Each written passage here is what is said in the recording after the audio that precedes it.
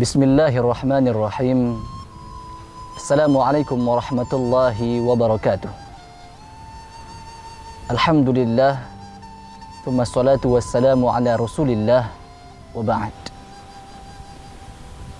Sebuah kisah yang semua kita telah mengetahuinya tentang Nabi Zakaria, seorang nabi yang soleh, yang Allah uji dengan tidak memiliki keturunan hingga masa tuanya. Sehingga pada satu hari Allah Azza wa Jalla mengabarkan berita gembira kepada Nabi Zakaria bahwa dia akan dikaruniai seorang anak yang bernama Yahya.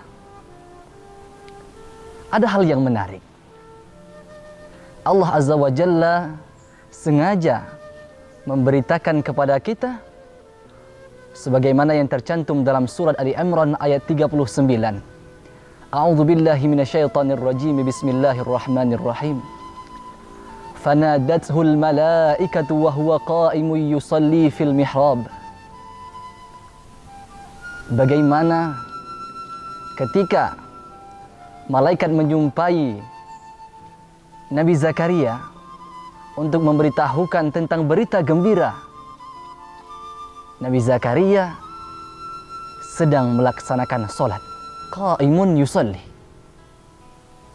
Ma'asyiral muslimin rahimakumullah.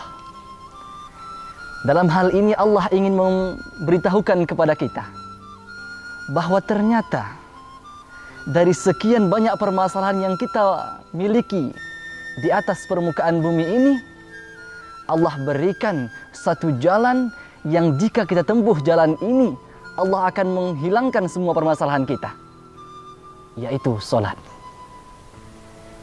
Ma'asyiral muslimin, Nabi Zakaria yang telah memasuki usia senja dan istrinya secara klinis dan medis, mohon maaf, sudah divonis mandul dan menopause dan tidak memiliki keturunan menurut ilmu medis. Namun saat itu Allah Azza wa Jalla berkehendak lain. Allah memberikan keturunan yang baik untuk Nabi Zakaria. Ma'asyiral muslimin,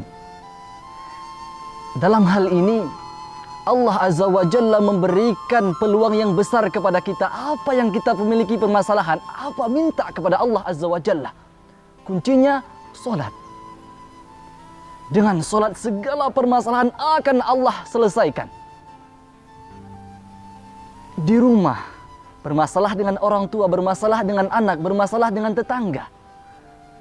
Di kantor, bermasalah dengan atasan, bermasalah dengan bawahan, bermasalah dengan kawan. Dalam hal keseharian, bermasalah dengan keuangan, bermasalah dengan ekonomi, bermasalah dengan apapun.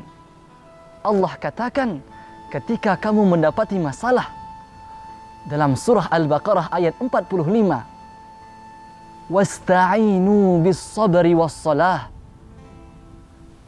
Memohonlah kamu perlindungan kepada Allah dengan apa? Yang pertama dengan sabar dan yang kedua salat.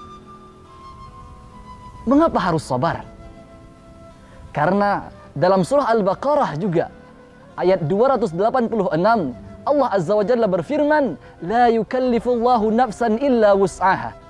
Allah tidak akan memberikan cobaan kepada suatu hambanya kecuali hamba itu pasti mampu untuk memikulnya atau sesuai dengan kadar kemampuannya. Ma'asyiral muslimin, maka ketika Allah memerintahkan kepada kita untuk bersabar, Allah tahu kita mampu untuk bersabar. Allah tahu itu.